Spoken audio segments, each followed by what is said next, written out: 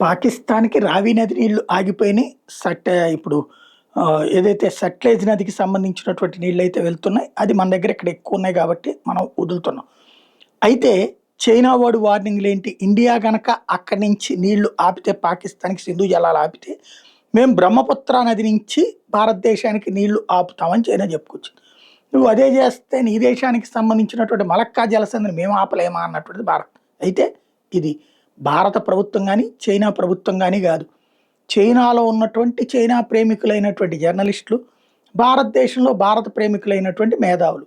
ఇది సవాళ్ళు, ప్రతి సవాళ్ళు. ఇద్దరి మాటల్లోనూ నిజముంది. ఇద్దరి మాటల్లోనూ వాస్తవం ఉంది. చైనా పాకిస్తాన్ కోసం ఏదైనా చేస్తుంది. భారత్ తన కోసం తాను ఏదైనా చేస్తుంది.